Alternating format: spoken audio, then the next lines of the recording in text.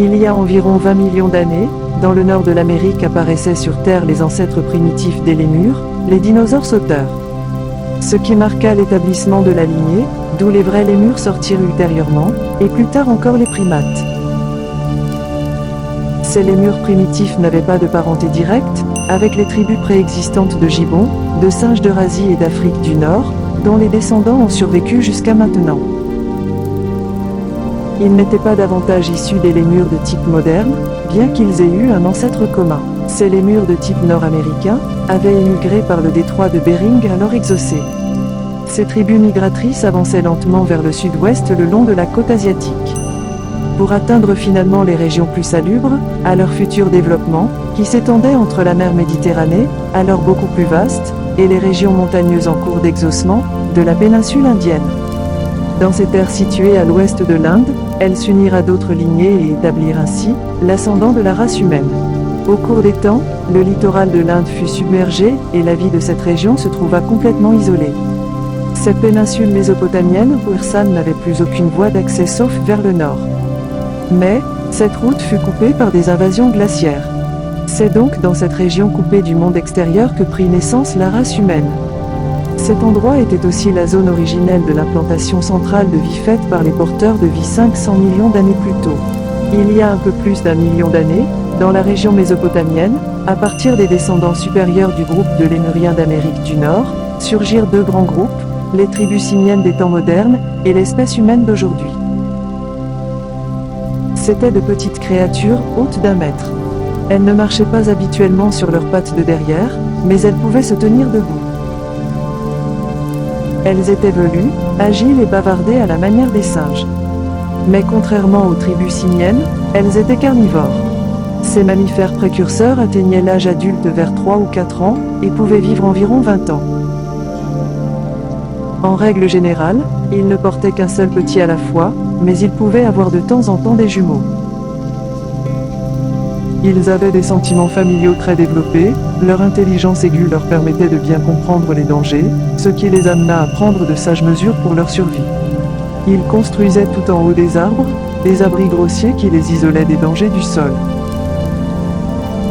La tendance de la peur chez l'homme date de ce temps-là. Ils avaient l'esprit de tribu, étaient très belliqueux et n'hésitaient pas à entrer en guerre avec leurs voisins inférieurs, ce qui permit d'améliorer l'espèce par la survivance sélective des meilleurs. Ces petits animaux agressifs se multiplièrent et envahirent la péninsule mésopotamienne pendant près de 1000 ans, tandis que leur type physique et leur intelligence s'amélioraient. C'est à la 70e génération qu'eut lieu un fait nouveau qui marqua le début d'une nouvelle évolution vers l'être humain. Des jumeaux naquirent de ces petites créatures agiles. Ils avaient peu de poils sur le corps, ce qui n'était pas un inconvénient, parce qu'ils vivaient dans un climat chaud, leur taille adulte dépassait 120 cm. Ils étaient plus grands que leurs parents avec des jambes plus longues, et des bras plus courts. Ils avaient des pouces opposables presque parfaits, ce qui les rendait plus agiles avec leurs membres supérieurs. Ils marchaient debout, car leurs pieds convenaient à la marche. Leur cerveau était plus volumineux que ceux de leurs ancêtres. À l'âge de 14 ans, ils s'enfuirent de leur tribu et partirent vers l'ouest. En résumé, le singe et l'homme descendent de la même souche de mammifères qui, à un moment donné, se divisent en deux lignées. La lignée supérieure qui sera l'ancêtre de l'humain. La lignée inférieure qui engendrera la génération des singes, des babouins, des chimpanzés et des gorilles modernes.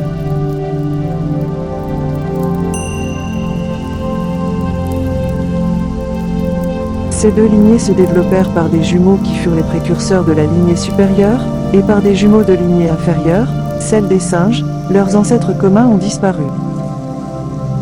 Cette évolution entre les mammifères précurseurs de type lémurien d'Amérique du Nord et les primates mésopotamiens supérieurs couvre environ 21 000 ans. Les porteurs de vie menaient des expériences depuis des millénaires pour aboutir à un individu qui rassemblerait toutes les exigences physiques, morales, sentimentales, et qui serait doté de l'esprit d'une créature humaine dont ils avaient imaginé le schéma.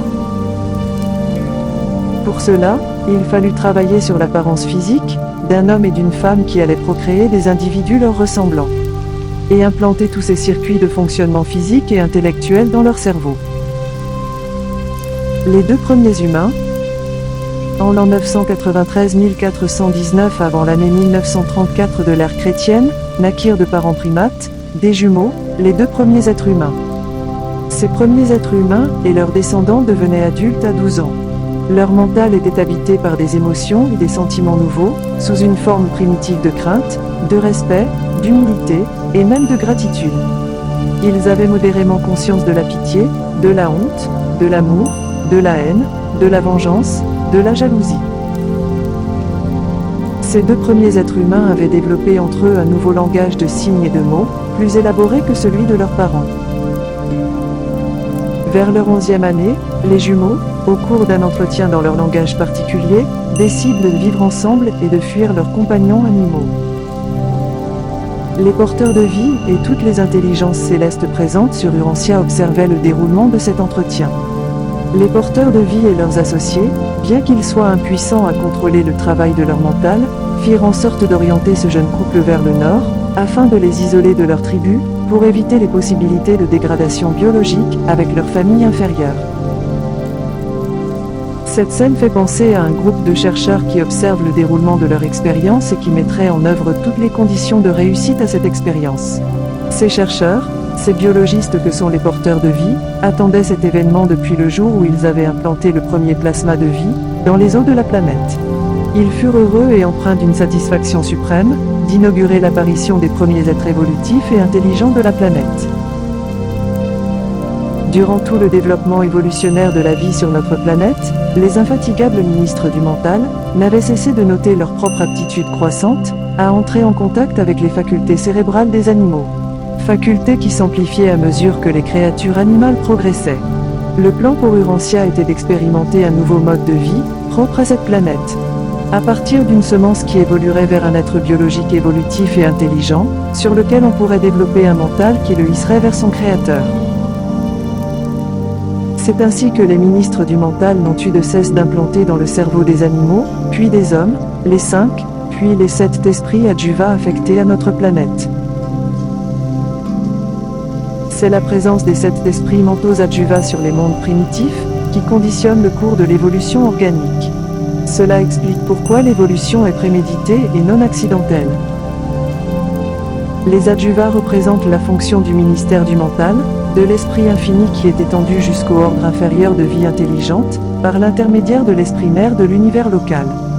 Les 7 esprits mentaux adjuvas accompagnent toujours les porteurs de vie sur une nouvelle planète, mais il ne faut pas les considérer comme des entités. Ils ressemblent davantage à des circuits. Ils restent toujours subordonnés à l'action et à la présence de la mère créative.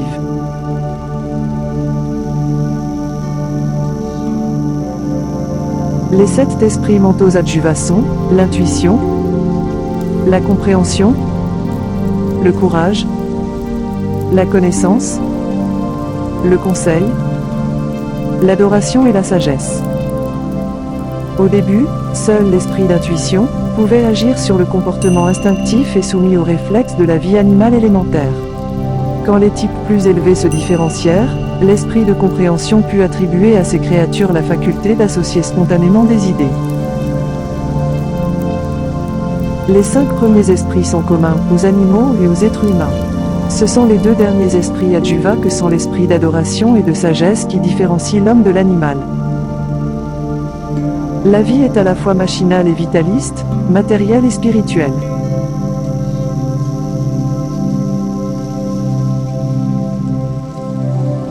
Les physiciens et les chimistes d'Urantia progresseront toujours dans la compréhension des formes protoplasmiques de la vie animale et végétale, mais jamais ils ne seront capables de produire des organismes vivants. La vie est quelque chose qui diffère de toutes les manifestations d'énergie. Même la vie matérielle des créatures physiques n'est pas inhérente à la matière. Les choses matérielles peuvent jouir d'une existence indépendante, mais la vie ne jaillit que de la vie.